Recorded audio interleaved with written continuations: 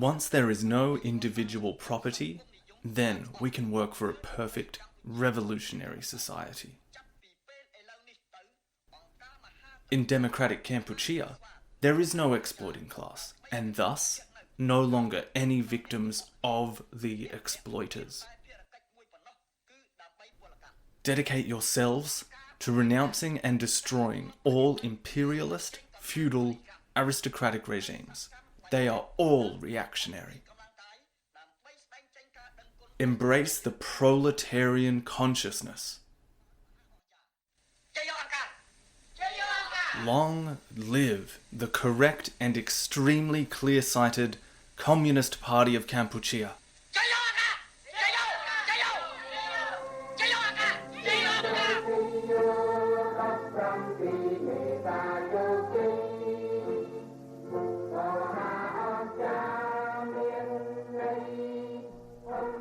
These different lines of Khmer Rouge dialogue represent just a fraction of the many ideological slogans that were unceasingly drummed into both the general population of democratic Kampuchea, as well as the cadre who made up the party's ranks. For those familiar with some of the themes of Orwell's 1984, these slogans can be seen within a similar framework. For instance, the famous line, "Big Brother is watching you," has an almost direct Khmer Rouge equivalent. The Angkar has the many eyes of the pineapple. The idea is simple and total. The organization is everywhere, sees everything. We have complete control of this country, its people, and even their minds. This was the prison with no walls that Cambodia had become. Many more of these kinds of slogans are found within the compilation that was made by French historian Henri Locard, who collected them from survivors in the years after the regime ended. Some of these slogans have become almost synonymous with the regime's horror, the most infamous being, "No gain in keeping, no loss in weeding out," or sometimes given as, "Keeping you is no profit, losing you is no loss." A chilling line, which is recalled by many that lived through this period of history. But something else is made very apparent by the other lines that I quoted earlier. We've got references to classes, something called the proletariat, as well as imperialist and feudalist regimes.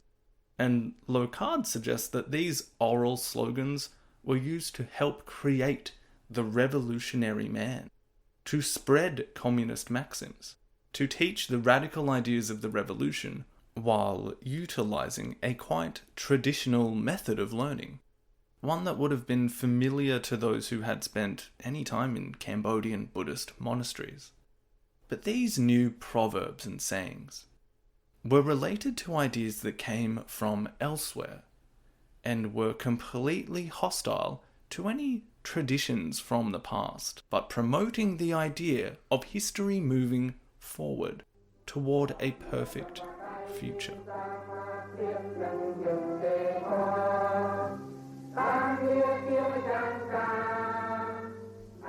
In late September 1977, Pol Pot delivered a 4-hour speech to his party, but it was also broadcast on radio and intended to be received by a wider audience. In it, he detailed the regime's ideological emphasis on national defense, self-reliance, radical egalitarian collectivism, agricultural and industrial modernization, and the dictatorship of the proletariat. He also revealed the existence of the Communist Party of Kampuchea, which was in charge of the country and had up until that point been kept secret from the world and its own people. He also said that Angkar, or the organization in English, was a Marxist-Leninist party. More than 30 years later, one of the members of this organization would be put on trial for crimes against humanity at the extraordinary chambers of the courts of Cambodia, or commonly known as the Khmer Rouge Tribunal. His name, Kang Gek Il, better known by his revolutionary pseudonym Doik, the former head of the Khmer Rouge security system's apex, S-21, the infamous interrogation centre that we introduced in the very first episode of this series. In the afternoon session of his trial on the 9th of April 2009, Doik was questioned by one of the international judges that sits on the tribunal's panel. This question was in reference to Doik's role in a prison known as M13, which was in operation before the Khmer Rouge had taken complete control of Cambodia, a place where Doik would hone his skills as an interrogator and torturer before his latter role at S21. Judge Laverne was asking a fairly direct question to Doik, one that had been asked by a great many people since the Khmer Rouge regime fell. How it could possibly be that Khmer people would behave in such a fashion to their own brethren. Why had Cambodians killed fellow Cambodians? Doik gave a fairly succinct answer for what is an immense question. I'll read the English from the transcript for you. Thank you for the question. It was about political issues. First, as I told you already, it was to smash the enemy spies. It was the class struggle. In the liberated zone the base was in, well, the class line, the proletariat class line was introduced. That's why Khmer people killed Khmer people, blindly, because of that principle. In this episode of In the Shadows of Utopia, we are going to begin the explanation of, as I've tried to show here, an extremely important facet of the Khmer Rouge, their revolution, and the nightmare that they will bring to Cambodia. Doik said it was class struggle that meant Cambodians killed Cambodians blindly. Pol Pot said that his party, the group that controlled the country from 1975 to 1979, was Marxist-Leninist. And we listened to a handful of the ideological slogans that were heard constantly throughout that regime's time in power. We need to be able to understand what they're talking about, what their intentions were. In the last episode we spoke about Cambodia's introduction to modernity through the French protectorate. But in the 19th century, these ideas of modernity were forming in very interesting ways, and reactions to this world were also being considered and spread. We are turning away from Cambodia for now, to speak about those cold, dry winds that will end up being integral to the formation of the hurricane that will destroy the country in the 1970s. We're going to trace the beginnings of communist thinking, build our understanding of Marxist vocabulary, and see how this ideology, this doctrine, will find its place in the world long before Cambodia becomes the location for one of its most radical revolutions.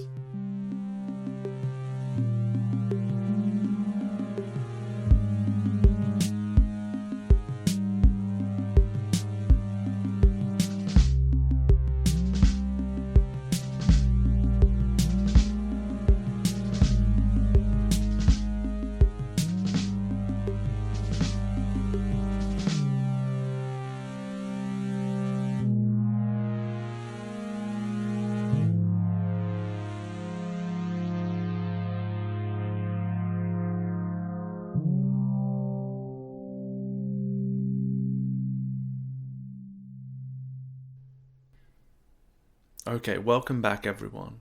As I've outlined in the intro there, we are primarily looking back to 19th century Europe in this episode. And this will add to the series in two ways. First, a basic introduction to communist thinking, And secondly, we can fill in the gap in our picture of world history that was left slightly blank after our discussion focused on Cambodia in the early 20th century throughout the last episode. So, just like how we needed to touch on elements of the French Revolution to be able to explain nationalism, but also important aspects of European and French history, because they are also factors that will influence Cambodian history, we will sort of follow a similar path throughout this episode. Because this conversation is going to eventually need to span basically the Industrial Revolution all the way up until World War II, I felt perhaps this would be a good one to split into two parts. Part 1 is the formation of socialist and communist ideology, right up until around about the point of World War I. This will be focused basically entirely on Europe. Part 2 will open up the discussion to the first communist state after the Russian Revolution in 1917, through to the internationalizing of that movement, with particular reference to the integral locale of Vietnam, as well as Stalin's Soviet Union and the impact of the Second World War. Essentially the beginnings of the Cold War. So, a lot to unpack. We can think of this episode as explaining the Marxist part of Marxist-Leninist, or communism in theory, while part 2 will explore the Leninist part of that equation, or communism in practice. On that note, it will probably not require me saying this, but we really can only afford to just scratch the surface of a topic as immense as this. To approach something as complex and dense as the Cold War and its beginnings, well, you really have to start with a particular angle to do so. That angle for us is Cambodia. So think of this as a catered kind of greatest hits album. These are my 15 or so songs out of a catalogue of, the first band that comes to mind that has been around forever is like Iron Maiden. They've got 150 songs. They're still making them. There is no greatest hits album that you can make of Iron Maiden that will please everyone. You will inevitably leave out a song that someone out there thinks is their best song.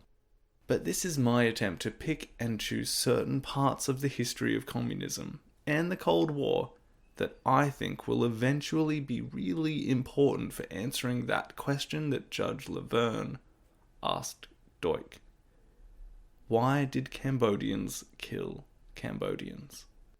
And just one last thing before we start. And it's something that I'm not sure really warrants addressing, but just in case. So I'm aware that socialism and even communism are topics that carry a certain political baggage into our modern discussions. You might feel quite fervently one way or the other here. And I just wanted to stress that this show is not designed with a political agenda in mind. This show is about providing context to a tragic period of history. A period of history, I should say, that no side of the Cold War comes out looking particularly better for. But part of that history is communism. The Khmer Rouge were communist, and to understand aspects of their regime, we must understand the basics of that doctrine or political ideology. We must understand what they were trying to do. Okay, so with that in mind, we'll get onto it. We're going to start with one half of the partnership that will end up bringing around the dawn of communist theory. Friedrich Engels. As the book he wrote in Manchester in the mid-1840s, titled The Condition of the Working Class in England, gives us a great starting point for our discussion. The Industrial Revolution.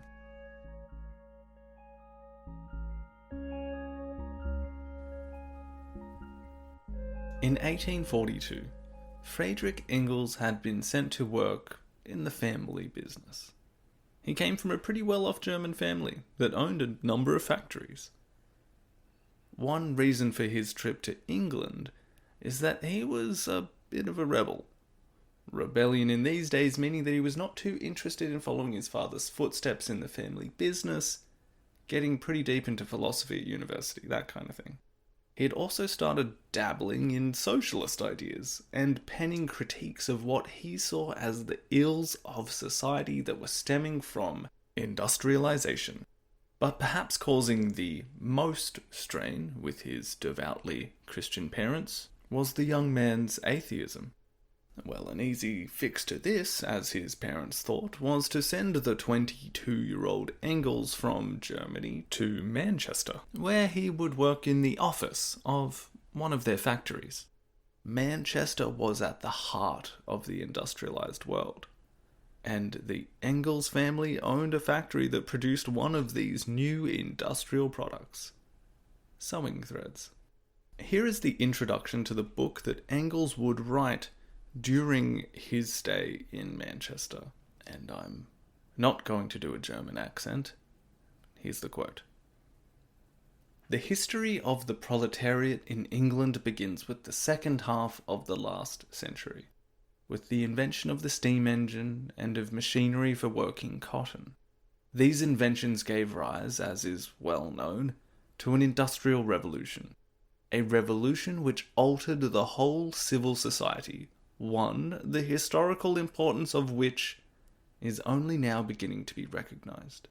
England is the classic soil of this transformation, which was all the mightier the more silently it proceeded. And England is therefore the classic land of its chief product also, the proletariat. Only in England can the proletariat be studied in all its relations and from all sides." End quote. Okay, so let's unpack some of that. We seem to already be knee-deep in some jargon. The one that's being bandied about a fair bit, which I'm sure you've noticed, is the term proletariat, which we will get to in just a moment. But first, some context. We've already touched on his personal circumstances, and that Engels had already been developing an outlook that is, in one way or another, a reaction to industrialization. And he begins by explaining just how big of an impact this has had. He said it had altered the whole of society, and he's not wrong. It's kind of hard to comprehend just how fundamental this change in society was, particularly for those that were living through it. A possible modern example of this that you and I might be able to relate to would be the changes brought on by the massive influence that the internet and things like social media now have on our lives. I grew up in the 90s and slowly saw computers become a normal part of life. And then the internet became another layer of that normalcy. And then just in my early teens, must have been around 13, 14, that's when what we would now call social media became a thing. I don't think it's too much of a stretch to call this a technological revolution, and the impact it's had on how we communicate, interact, economics, politics, society, is something that will probably be looked back on and studied as its own kind of historical dividing line by future generations. But there are reactions to this revolution, aren't there? People wondering, particularly in regard to social media, whether this has been a positive impact, what it might do to our mental health, what it's doing to our politics. It's hard to really know while we're still kind of in it. And the changes it is producing in our lives and society, well, they're still ongoing. Whatever the verdict may be on that, it's easy to say that we've become accustomed to the products of this revolution. Indeed, a generation is growing up with no exposure to really any other way. This recent internet revolution has occurred in this, well, I guess you'd say slightly less tangible space in our lives. But the results of the industrial revolution, well, they are all around us and form what we probably take for granted as basic living conditions. Trains, cars, easily produced cotton t-shirts, strong metal cutlery, All of these are products of the revolution that Engels was living through and reacting to. The Industrial Revolution occurred on much more tangible ground. Indeed, it was often built out of the ground.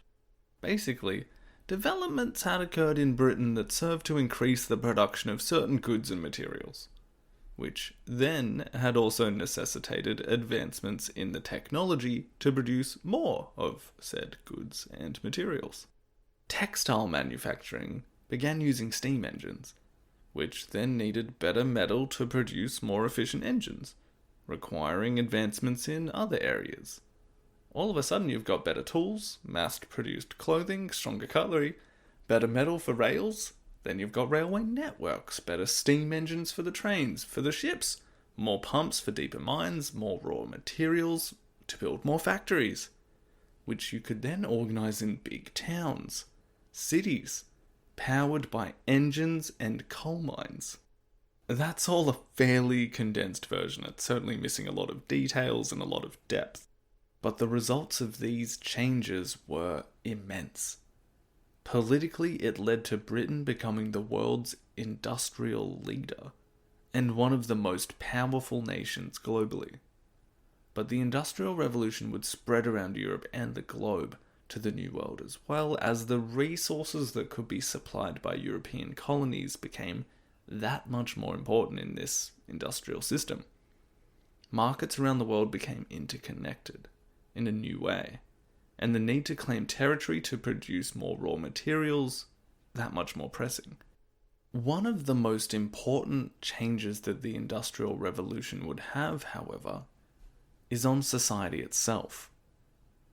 Let's return to Engels, as he was an intellectual, itself a fairly new concept, and he had a front row seat to this revolution, and it led him to write his book as a means of assessing the fundamental changes that he saw occurring in society, and in his view, for the worse.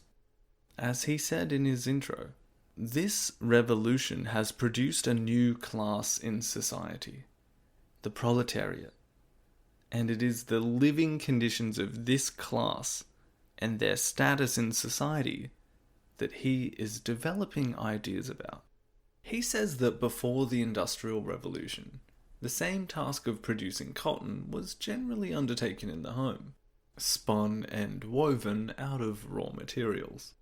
I guess you could say traditionally, and without too much pressure on those conducting this business, who in turn lived a fairly comfortable life from the wages they earned from doing so.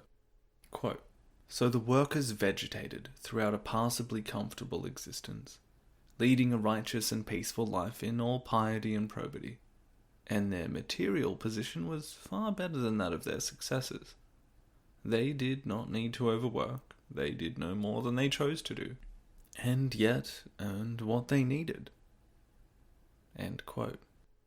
Engels isn't overly praising of what I guess we could call the old pre-industrial quasi-peasant classes.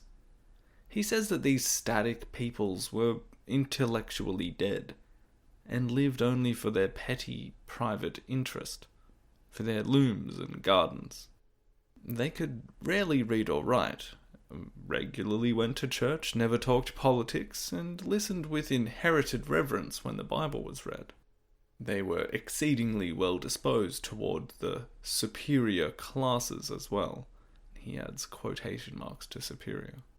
He goes on to say that, and this is a direct quote, "They were comfortable in their silent vegetation, and but for the Industrial Revolution they would never have emerged from this existence, which, cosily romantic as it was nevertheless not worthy of human beings. In truth, they were not human beings. They were merely toiling machines, in the service of the few aristocrats who had guided history down to that time. The Industrial Revolution has simply carried this out to its logical end by making the workers machines, pure and simple, taking from them the last trace of independent activity, and so forcing them to think and demand a position worthy of men." End quote. We can see in these passages that Engels, well, first of all, he's quite good with words, isn't he? But that he has a quite stark view of the current situation, but wasn't exactly enamoured with how it had been working previously either. In the first few chapters of his book, he goes into great detail about the effects of industrialization in agriculture, industry, and elsewhere, how it's transformed society. And one particular class that has been a result of this transformation is the aforementioned proletariat. So, who are they? Well, that previously static group within the old society, in the case of the cotton industry, were the ones that used to weave and sell their own cotton, using traditional methods, as we looked at. As Engels has suggested, they would have gone about their business, quaint as it was, learning the skills and passing them on, owning their bit of land and selling what they could. But the introduction of these new means of production, like the factories that Engels' family owned, meant that new specialized machinery and tools were produced that rendered these old cottage industries obsolete. So, as they can no longer sell what they used to own, they've been turned into a new working class. The industrialized workers in the factories. The proletariat. A development that he says will force them to think and demand a position worthy of men, which is a hint to the idea of progress and conflict that we'll get back to later. But as for understanding who the proletariat are, that's essentially it. The proletariat are a working class that don't own anything. They can only sell their labour. And the new factories are the places that they can sell this labour and earn wages. But industrialization hasn't just affected this lower strata of society.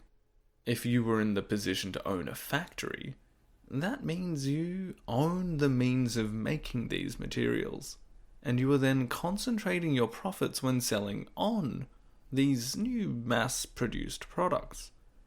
Then you employ more people to work these machines to produce more items, gaining more profit, building more factories. So what you've got is a process beginning from industrialization where a smaller and smaller group of people own more and more of the economic system.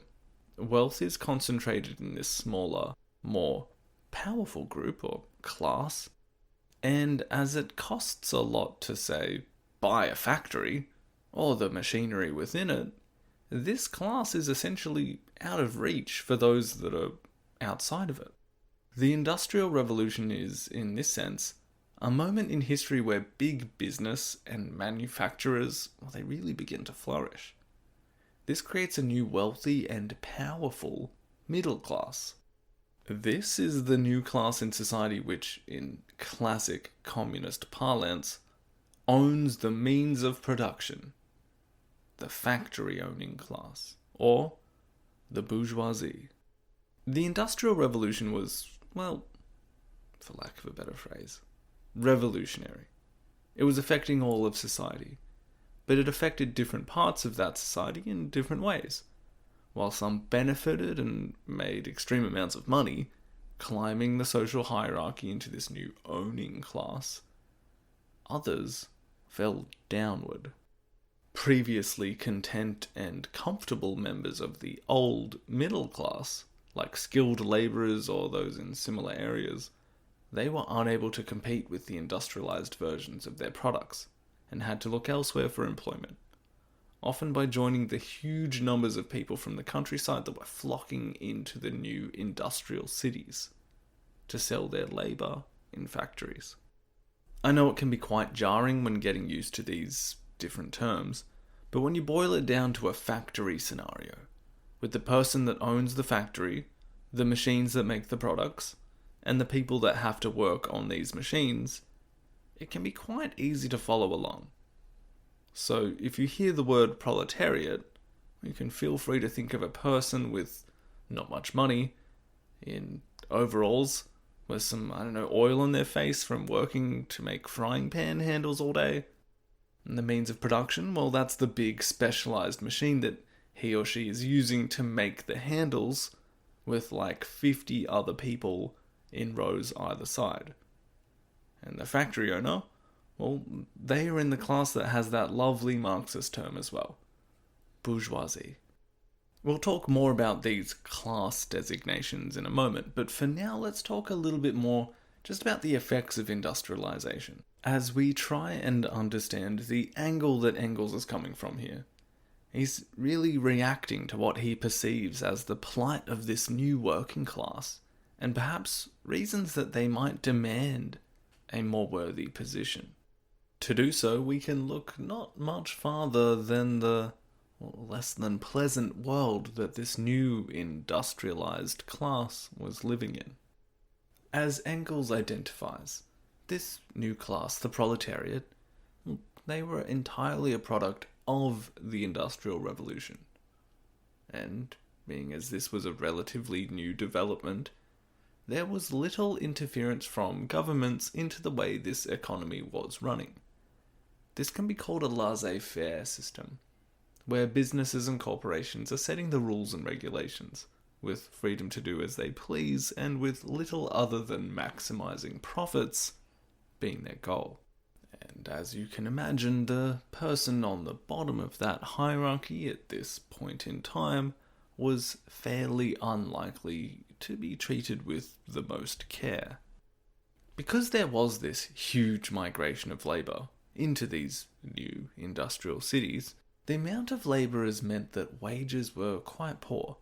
And if you don't like the wages, well, it's tough titties. A factory owner probably has a number of people that could have your job instead of you. The work itself was extremely regimented, repetitive, and quota-driven. You're generally going to be working a 12 to 16 hour day, 6 days a week. Another unfortunate outcome of this system was the inclusion of children in the workforce. Often kids as young as 6 were supporting their families and working in the factories. The details here is probably as sad as you can imagine. Naturally, the work was dirty and dangerous, made worse by the frequent beatings handed out to these young boys and girls. The Sadler Report, a commission by British Parliament into the working conditions of children in these factories, well, it reads like the worst parts of some Dickensian nightmare. Outside of the factories, conditions weren't great either.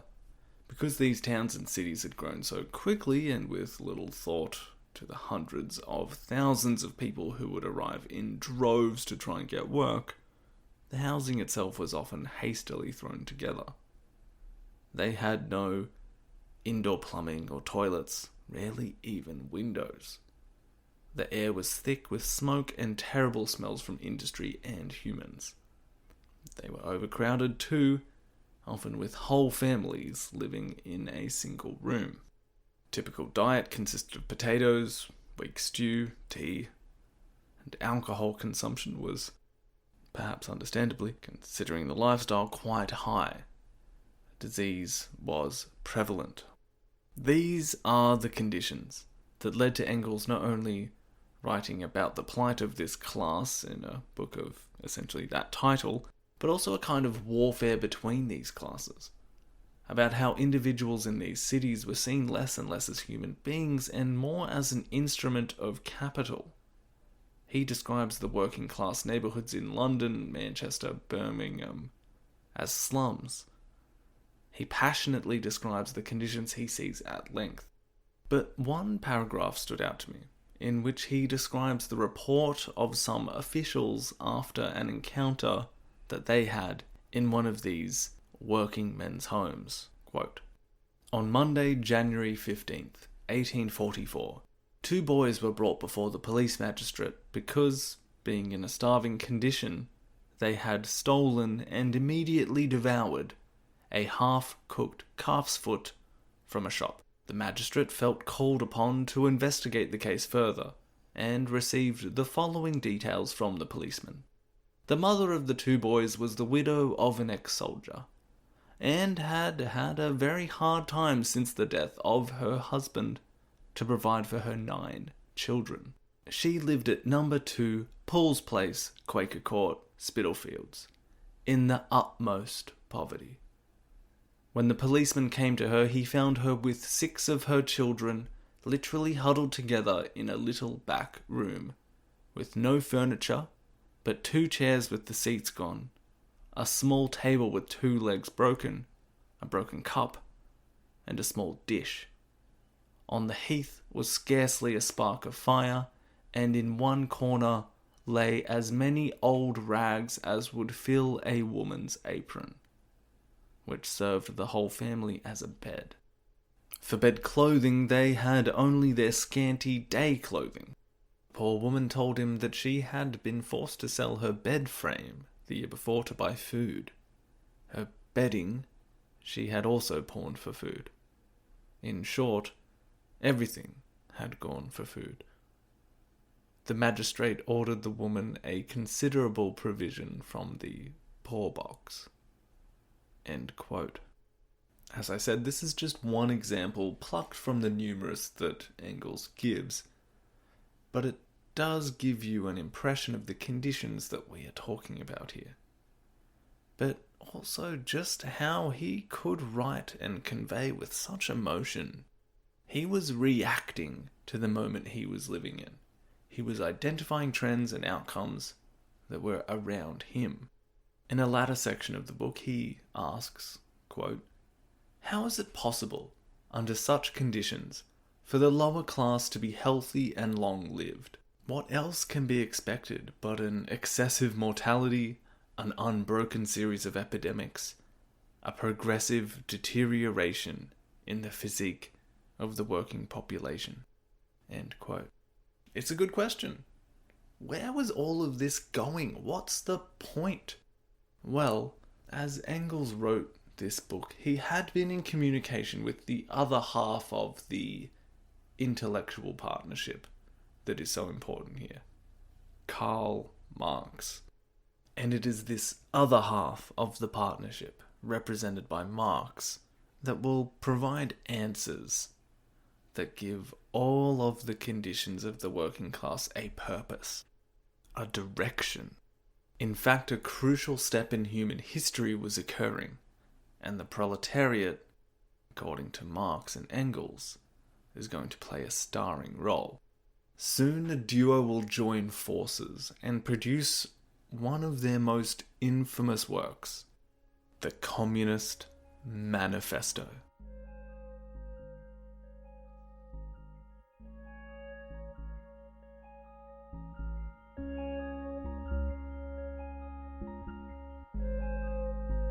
The revolutionary ideas of Marx and Engels are going to go on to affect millions of lives, and they still remain highly influential into the present.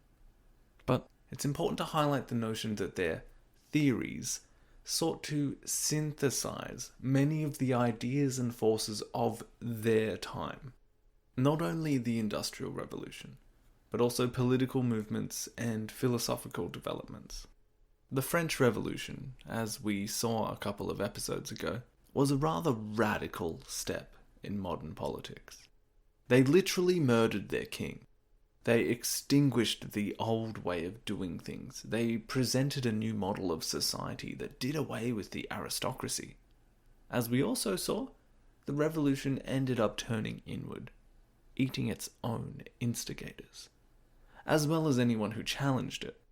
The revolutionaries resorted to terror and murder to sustain their goals, and it was unsustainable. Napoleon ended up taking advantage of the revolution and declaring himself emperor, embarking on a series of wars to claim as much of Europe as he could, eventually being defeated in 1815, around about 30 years before the time we're talking about here. Now, while the status quo was generally restored, even the French monarchy, there were those that saw hope in some of the revolutionary ideas that had burned so brightly. Perhaps there was a way of creating a new society, where cooperation and peaceful association could create a kind of utopia. Perhaps the French Revolution could be retooled.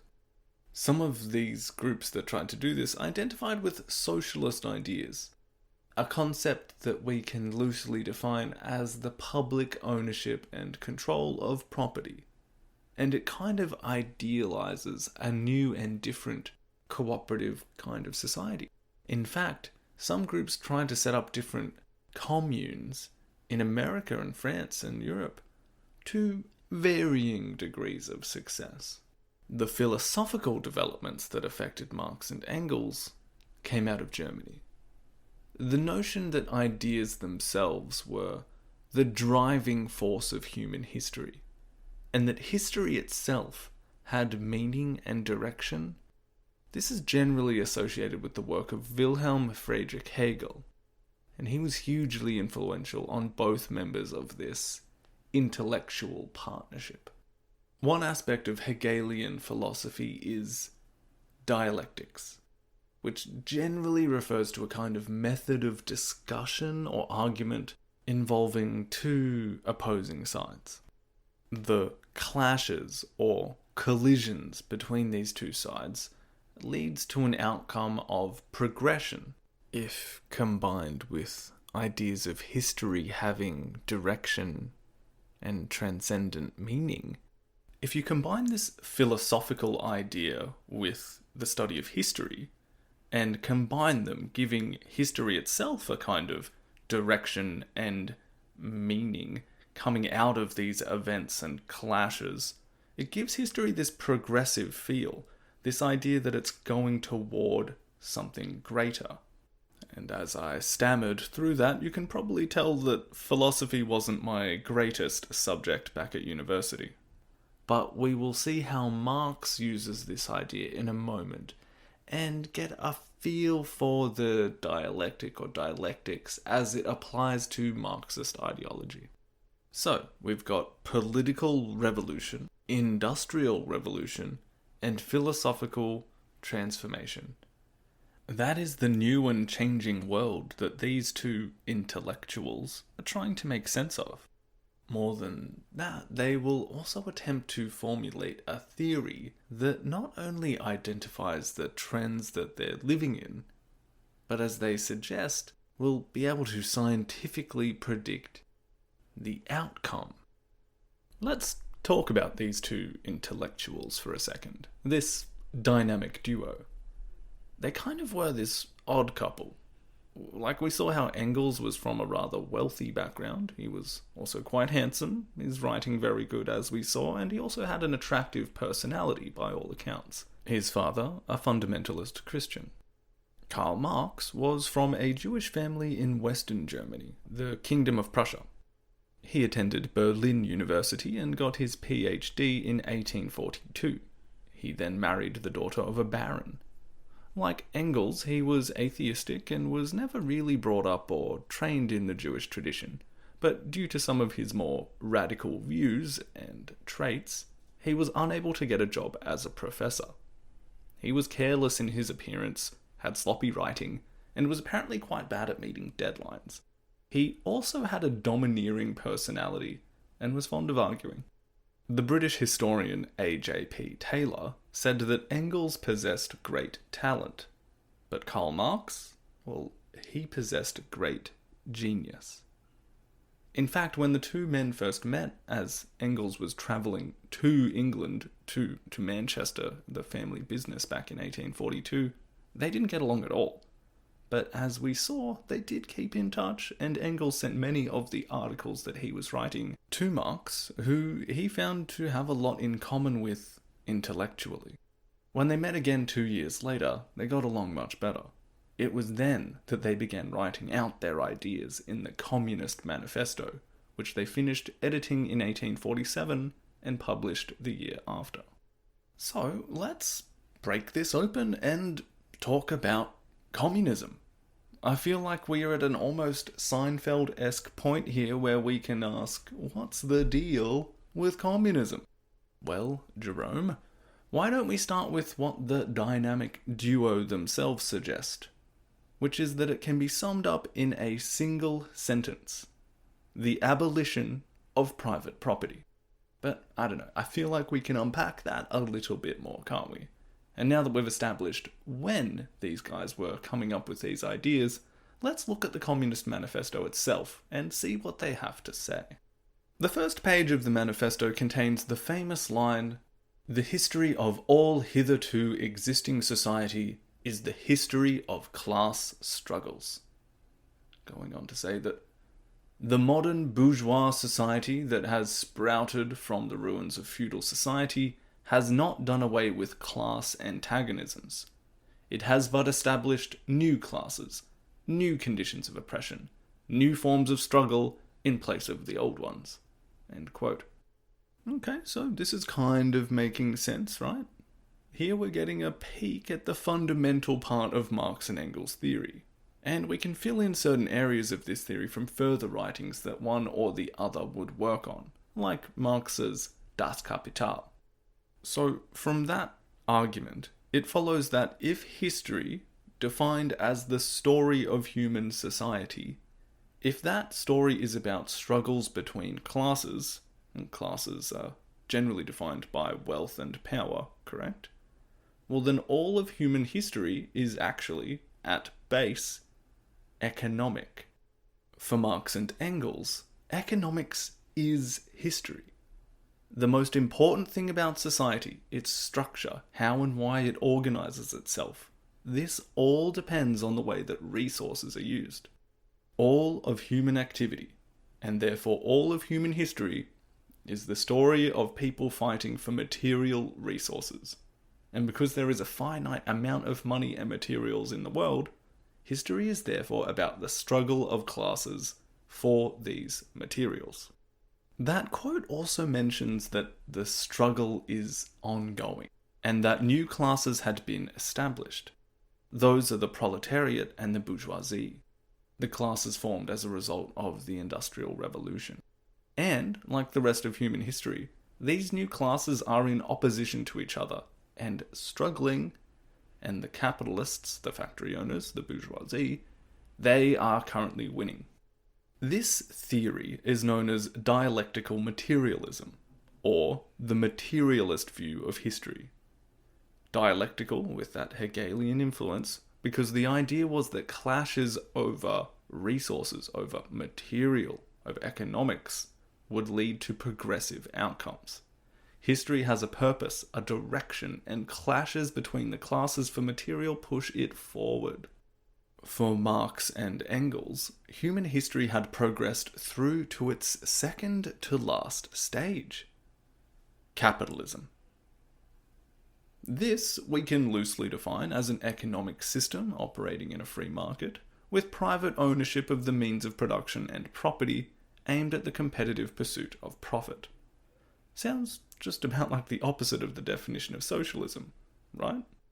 Now, this second to last stage of history, capitalism, has led to those two new classes being formed, the industrial proletariat and the bourgeoisie. The class struggle between these two will be the last. This is the title fight. This is for the championship. And it is becoming a global struggle.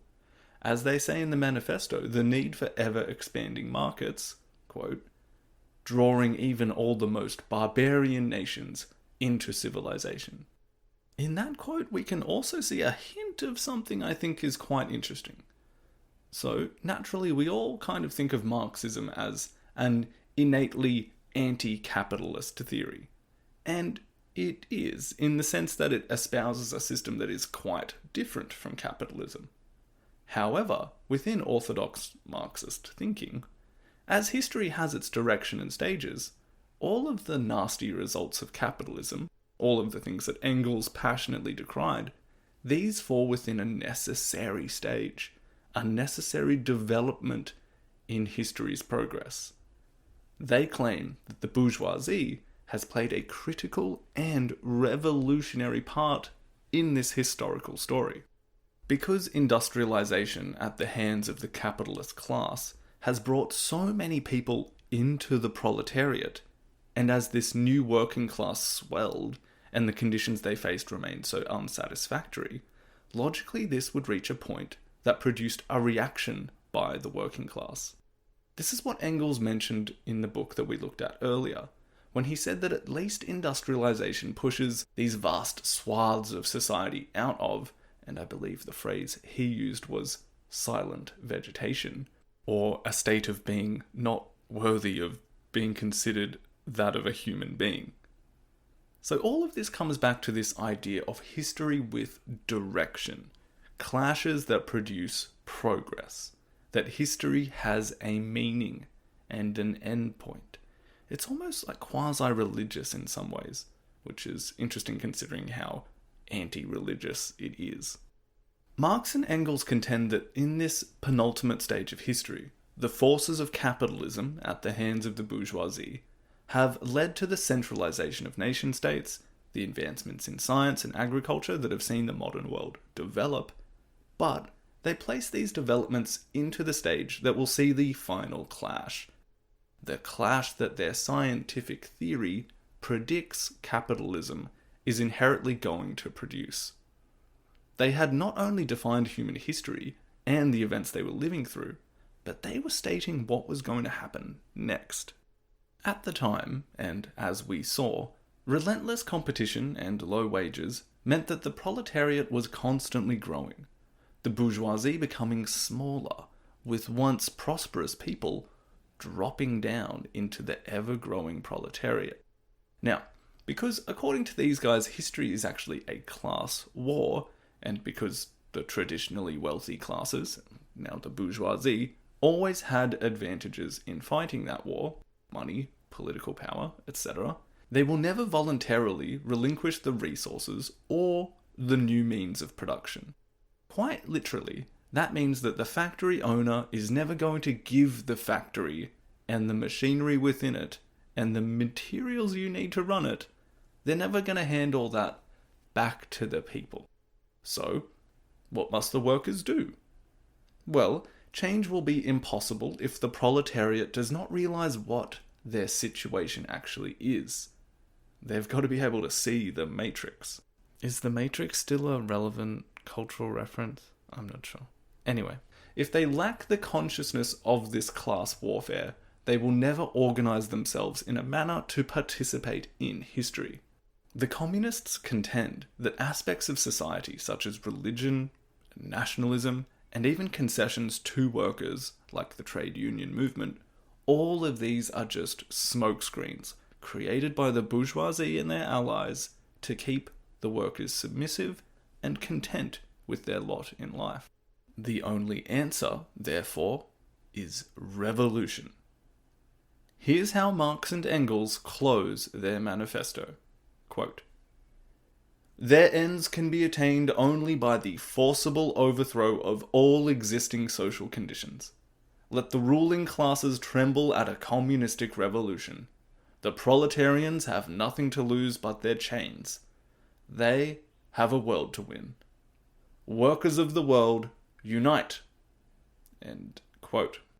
Basically, the plan of the communists is to wrestle back all capital from the bourgeoisie, to centralize all production in the hands of the state, i.e. a country that is ruled by the proletariat, sometimes called the dictatorship of the proletariat, a phrase we heard earlier, and this would organize the working class to be the dominant ruling class.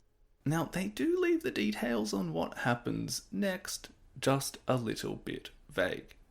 But the general idea is that a classless society would ensue. All would work according to their abilities and be rewarded according to their needs. And because all would have the necessary material conditions of life, all would be content and class struggle would cease. Therefore, history would end, with a workers' paradise, a paradise for everyone. There is a section that briefly outlines a few steps that can be taken for this new society. 10 points that they say might be different in different countries, and while a few of these points illustrate the path they were recommending, there is hardly a solid blueprint here. For instance, and naturally assuming that the proletariat is now in control of this particular country, we've got number 1, abolition of all private property. Who didn't see that one coming, right? 5 and 6 relate to the centralization of all credit in the hands of the state, as well as means of communication and transport. So again, everything is run by the state. 7 relates to the extension of factories and instruments of production, but now in control of the state. So more products, more places for work, surplus everything, right? Number 8 is about the equal liability of everyone to work, and the establishment of industrial armies, especially for agriculture, which I presume you could think of as a kind of standing force of labour to work specifically on different agricultural projects, if and when necessary. 9 says a gradual abolition of all distinctions between town and country, and an equal distribution of the populace around the country. 10, the final point, says free education for all children in public schools, and the abolition of children's labour in factories. It also mentions that education should be combined with industrial production. Again, this is fairly ambiguous. It's not really a manual. You can't make a country out of those 10 points, so you can try. It does seem to vaguely rely on ideas that as long as you centralize everything and get everyone working and equalize everyone, then it will all just kind of work out. While it places all power in the hands of the state, the dictatorship of the proletariat, it also predicts that states themselves would lose relevance once this workers' paradise was fully realized. I know it's a fair bit to sink in, but let's just retread that ground slightly. Marx and Engels had identified, in their view, that industrialization had brought about the second to last stage of history, capitalism. Marxists contend that capitalism is an unstable, unnatural state of human organization. It led to the division of society into two opposing classes: the working class, or proletariat, who were only able to sell their labor, and the owning class, or the bourgeoisie, who had the wealth, materials, and means of production, which we could simplify to those who were working in the factories and those that owned the factories. As this capitalistic system is all about competition, then eventually more and more wealth would be accumulated by fewer and fewer people. Steadily, the bourgeoisie would become smaller, and the proletariat larger. For Marx, history was inevitably moving toward a final class struggle, a scenario where the workers realize their position and take control of the system, abolishing all exploitation. Create a new society, where there would be no classes, where the state would eventually wither away and politics would cease to exist. The world would become communist, and this revolution was not about compromise between the proletariat and the bourgeoisie. Human society was going to be broken and remade anew as the class struggle was finally ended in a paradise of plenty. In the latter part of the manifesto, they say, quote, "The communists turn their attention chiefly to Germany, because that country is on the eve of a bourgeois revolution that is bound to be carried out under more advanced conditions of European civilization, and with a much more developed proletariat than that of England in the 17th century, or France in the 18th, and because the bourgeois revolution in Germany will be but the prelude to an immediately following proletarian revolution." End quote. Just as the evangelical minister might see signs of the times, so too did Marx and Engels. They pored over every word in the manifesto, as they believed they were charting the very future of human history, and they saw Germany as the prime candidate for revolution, essentially because of its industry and developed working class. In fact, the publication of this document, which was really kind of a pamphlet, that was designed for just a handful of workers that had organised and were calling themselves communists, well, it came out just at the same time that a series of revolutions would spark up around Europe. The 1848 revolutions. The reverberations of the French Revolution, half a century earlier, were still on display, and the impact of that political energy produced by the rise of nationalism. In fact, these revolutions were kicked off in where else but Paris. We touched on this ever so briefly a few episodes back, when we discussed the aftermath of the Napoleonic Wars, and how France kind of went back to having a monarchy for a bit, but then eventually ditched it in favour of another republic under Napoleon's nephew. Well, that bit, before he gets elected, that's the 1848 Paris Revolt. The French kick out the monarchy again, and this guy gets voted in democratically, basically because his last name was Napoleon. But then, when his first term was up, instead of following the rules, he essentially staged a coup and declared himself emperor, in what is almost a little mini version of the French Revolution and then how it came under the control of his uncle. But France was not the only place to see change. Austria, Hungary, Italy, and the odds-on favourite that Marx and Engels predicted, Germany, all saw scenes of revolt and revolution. But these revolutions weren't being carried out by card-carrying communists. The vast majority would have never even heard of the Communist Manifesto or Marx. These revolutions were primarily by liberals and nationalists, looking to overthrow monarchies or unify nations. And they all kind of had something in common. They failed. The 1848 revolutions are quite complex, and we don't really need to go too deep in trying to explain what happened there. But we can look toward the effect it had on Marx, because that will be a bit more important for our story. So, Karl Marx, sensing that these revolutions were an indication of his predictions coming to pass, he threw himself into politics. He went back to Germany, he started a radical newspaper in Cologne, but, as I was saying before, these revolts and revolutions were certainly not all proletarian in nature. As we saw, many are nationalist or liberal, and were reacting to monarchies more than anything else. Although they may have contained socialist elements, they were not focused solely on these issues, and certainly weren't unbounded movements of workers across national borders, like Marx would have wanted.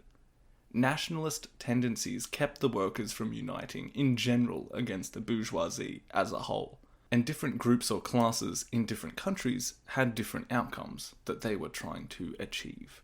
In these countries, revolutionaries were generally poorly organised, and eventually the status quo resumed. Armies crushed these groups, and the revolutions sputtered out. When the revolution in Germany failed and the monarchy remained in power, Marx was ordered to leave the country. He lived the rest of his life in exile in London. So, what went wrong? Why didn't the communist prediction come true? Why were the revolutions in 1848 the last serious revolutions until 1917? Well, the short answer would be that society also reacted and changed and adapted to the new industrialized world. The conditions that Engels so passionately decried slowly got better. Unprecedented economic growth and full employment shifted the power back slightly into the hands of the factory workers. In some cases, they could form unions and demand better pay or working conditions. In many countries, they got the vote and had a hand in changing society democratically. And once the population has the vote, politicians have to seek their support and push for reforms that would benefit them. New political parties would grow that would incorporate socialist ideals, but without looking to violently revolutionize. Certain ancien regimes still held a lot of power in some monarchies and societies that weren't always geared to completely divorcing themselves from the old ways of doing things. And as we also mentioned, nationalist concerns could often override the globalist thinking that underpinned true communist revolution. If we take Marxist views of society at this time as correct, as some kind of pressure cooker shaking with potential revolutionary energy, well, certain factors arose that had the effect of just letting that steam out, cooling it down a little. Perhaps the proletariat just didn't have the right consciousness, wasn't able to realize their position at that point in time. Marx tried to analyze what went wrong, specifically what had happened in Paris. How did Napoleon III gain power? He thought the nephew of the great military genius was a farcical and inept leader, and Marx blamed the middle class in France for voting him in and giving him a means of clenching power. This class he termed the petit bourgeoisie, a middle class of shop owners and tradesmen. He said that they could not be trusted with their historical role, and that they had sold out the proletariat. The life Marx lived in exile was a little bit sad. Various shabby apartments, little to no paid work. He did eventually get around to publishing the first volume of Das Kapital in 1867, and Engels wrote great reviews of it, without saying that the two were close partners. He and Engels did found the International Working Men's Association, or the First International, which could be thought of as a kind of conference. It brought together all kinds of different groups and associations: liberals, socialists, anarchists. Marx argued his way to the top of this organisation, but its members disagreed on just about everything. One thing that does come out of this post-revolutions period was a disdain for Russia, which had supported other European monarchies staying in power during those revolts by sending in their army. Marx and Engels considered the Russian Empire to be completely backward and agrarian, and hated the conservatism of the Tsarist regime. Also stemming from this is a view which, as far as I can tell, is more attributed to Engels, and it's this idea about what he considered to be counter-revolutionary races of people. He was quite derisive of the Slavs, saying that they were a people without history, and that these obstinate people would be wiped out along with reactionary classes and dynasties in the great impending revolution. This is a minor point here and now, but it is something that we may expand upon later in the series and the Khmer Rouge treatment of certain ethnic minorities. Anyway, this period after the revolutions kind of looks a bit like the moment after a prophecy goes unfulfilled. There is some soul searching, perhaps some revision to the numbers that had been originally calculated. Perhaps the stars had been misread. Perhaps revolution would come about another way, perhaps democratically. We can see this reflected in the directions that socialism or communism took in the 1860s and 70s, with socialist parties established on a national basis throughout Europe, like the Social Democratic Party of Germany. Or for Marx, maybe the dictatorship of the proletariat was still coming. And in 1871, he would say that it had. That was the year that Paris once again went up in flames, and the Paris Commune was established.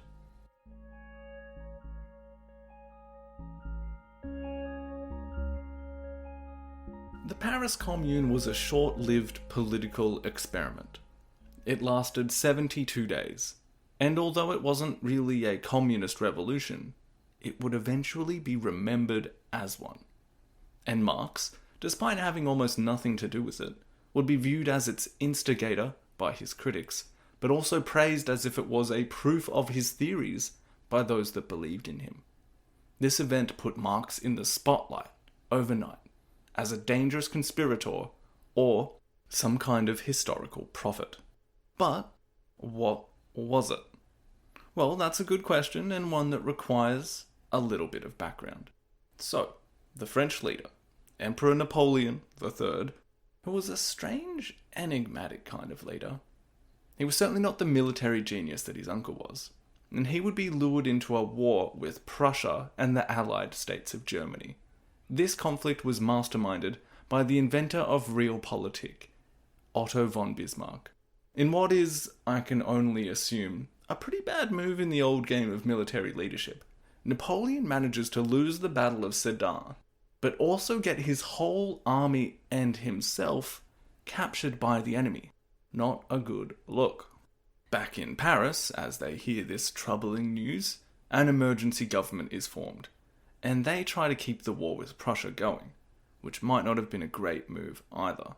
The Germans surround and besiege Paris. The siege goes on for about 4.5 months. When you have a country's capital under siege for almost half a year, eventually you will be able to dictate some fairly harsh terms of surrender, which eventually occurs. One aspect of this peace would be the annexation of the French territories of Alsace and Lorraine. Those of you familiar with the politics around World War I will no doubt be familiar with those two provinces. And without spoiling it, this really boils the piss and starts a fairly nasty relationship between France and Germany that will not end well for either in the 20th century. To add insult to injury, another part of the peace deal is a parade of 30,000 Prussian soldiers through Paris, and, at Versailles, the former court of the French monarchy, Germany would actually kind of announce itself as a unified country. You've probably noticed me going back and forth between saying Prussian or German. Well, Prussia was the largest province and its most prominent, and the new Germany would be unified under a Prussian king, or Kaiser Wilhelm I. Germany, a unified Germany, was now officially on the map, and the seat of another mini-industrial revolution that saw the modern world adjust to things like combustion engines, widespread electricity, and things of that nature. Europe had a new, powerful, ambitious, and rich country right in the middle there. The balance of power had changed, and would require the rest of Europe to adjust accordingly. One of many decisive factors that would bring Europe to a total war in 1914. The first general war in Europe for about a century. But, back to the Commune. So, after the parade of the Germans through Paris, naturally most Parisians assumed whatever provisional government was in power wasn't very strong. They also feared that a new National Assembly might be preparing to restore the French monarchy. Again, they knew how this story was going. As a significant amount of the armed forces that had protected Paris in the siege were actually made up of workers who had been drafted into service, they still remained in the city. But when the new government tried to disarm these workers/servicemen, a revolt broke out. The government troops were chased off, as well as the provisional French government itself. They all fled to Versailles. So, you've got a situation here where there's a little mini power vacuum in the French capital, and subsequently, a civil war. The Central Committee of the National Guard, a volunteer force mostly of those armed citizens that had started the revolt, they declared themselves in charge, which is generally what you do if you've got the guns, a city, and you've chased off the government. 8 days after the initial revolt, elections were held in quite chaotic conditions. Revolutionary candidates were elected, and the Paris Commune declared. Now, the words I'm using here, just because revolutionary candidates won, and it was called the Paris Commune, doesn't mean that it was Marxists or communists who won. And Paris Commune, well, in French that really just means local or city government, rather than a reference to communism. And these candidates that were elected, they were far from purely proletarian. They were as much petit bourgeoisie, the middle class of shopkeepers, tradesmen, artisans. In Marxist theory, those that hadn't quite fallen into the proper proletariat as yet. This was a new, small government that was made up of a few different groups. You had neo-Jacobins, those who wanted to see a new French revolution set up. You had socialists, although not completely Marxist ones, basically a bit of a mishmash of different Parisians. And they didn't have much time to really get anything done. But in the brief time that the Commune was active, they made some fairly symbolic moves. They reinstated the Committee for Public Safety, just like in the French Revolution. They also brought back that wacky revolutionary calendar, for as long as they could, I guess, which was like 18 days. There were some vague socialist policies, like they brought in a 10-hour workday, but nothing to indicate they were ticking off the list of things to do in the Communist Manifesto. They did seem pretty anti-religious, barring any state support of religion, and going out of their way to mark out a couple of chapels for destruction, but there wasn't enough time to even get that done. Basically, this scenario, this mini-civil war, and the Commune itself, it wouldn't last long. the French government, that is, the provisional one that was set up following the abdication of Napoleon III, they were able to rally enough forces to put an end to the communards. Not only did the French army set up another siege of the capital, like the hated Germans had done just a few months earlier, but they also sent troops into the city and instigated fighting in the streets of Paris. The communards began killing the hostages that they had taken, and the streets would run red with blood as the troops engaged. The fighting lasted a week, and probably some 20,000 Parisians would die. About 750 government troops as well. These are not insignificant numbers, running close to figures from the Reign of Terror. Paris and France really has gone through a lot, and this was another chapter in that book. Following the end of the Commune, the French Third Republic was established, near the end of May 1871. But what did the failed Commune mean for Marx? Well, Marx and Engels had at first supported their native country in the Franco-Prussian War, but had disagreed with the harsh peace that was imposed. When the Commune had been established, Marx was ecstatic. The International had tasked him with sort of writing up a report about what was going on in Paris, which in fairly typical Karl Marx fashion, he only managed to eventually finish and read out about 2 days after the Commune had collapsed. Marx said it was the greatest moment in history so far, and that it was a sign of his predictions coming true. It was a sign that a working class could take control of government, and the first living example of the dictatorship of the proletariat. For him, it had been an example of the working class understanding what it took to seize power, a true revolution. He said that working men's Paris, with its commune, will be forever celebrated as the glorious harbinger of a new society. In short, it had become a first sign of what was to come for the communist movement. This is how it was being thought of, or how it would be transformed and remembered. The Commune had been a politically diverse, tentative experiment, without a coherent unifying ideology. And it had lasted just 72 days, but it had proved to be a challenge to the European status quo, both the existing order and also an ideological challenge to European governments. Even though it didn't have a single coherent aim, it had only a handful of participants who were genuine Marxists, but it provided a lesson for future communist revolutionaries who viewed it as an example of how not to do some things as well. Like perhaps the need for a revolution to have a certain, clear and singular motive, as well as leadership. One of those communards, an anarchist who had attended meetings of the First International, Eugène Potier, he wrote a song during the Commune, which he named the Internationale, after the Working Men's Association. It would later become a kind of anthem for the communist movement. The final chorus of the song is pretty great and certainly does give a Marxist flavour to things. Quote, "Workers, peasants we are, the great party of labourers. The earth belongs only to men, the idle will go to reside elsewhere. How much of our flesh have they consumed? But if these ravens, these vultures disappear one of these days, the sun will still shine forever." End quote. Here the Marxists claim that a model for revolt had been set.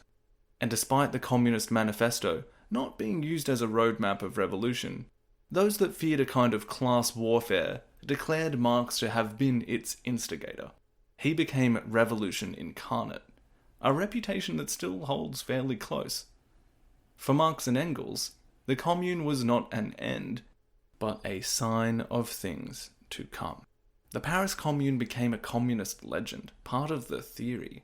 Relics from those 72 days would be treasured by future communists. For example, in October 1964, one of the first crewed spaceflights of the Soviet Union, Voskhod 1, brought with it a ribbon from a communard banner. They brought it into space.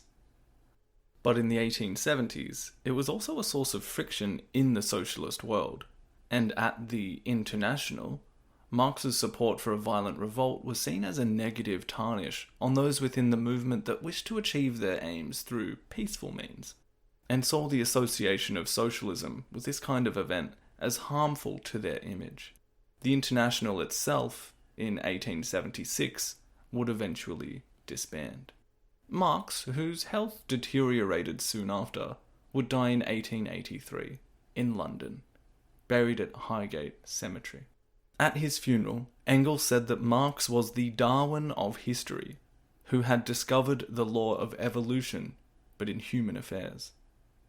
He said that his name would endure throughout the ages, that he had been the greatest living thinker. Engels himself, after completing the second and third volumes of Das Kapital, out of the notes that Marx had left behind, died in 1895, the two prophets of Marxism gone. But their legacy, in fact the tradition that they had started, while reviled by some and idolized by others, certainly lived on. 22 years after Engels had died, in 1917, at the height of the First World War, the dictatorship of the proletariat will finally come to pass. But not in Germany, or England, or the United States, not the lands of industrialization and capitalism as it was foretold. Instead, it would occur in the backward, conservative, vast and old empire of Russia. Next time on In the Shadows of Utopia, we will look at the other half of the Marxist-Leninist ideology, as communism goes from theory to practice. Lenin, the Soviet Union, and the spread of international communism to far-off places like Indochina. Until next time, this is Lachlan Peters. Remember, you can always check out the website at www.shadowsofutopia.com for more information about the show. And we now do have a support page set up there, so if you would like to do so, feel free to head toward that. But it's always great to hear from you guys anyway, or just see those ratings and reviews. So thanks so much for that, and thank you again for listening. Until next time.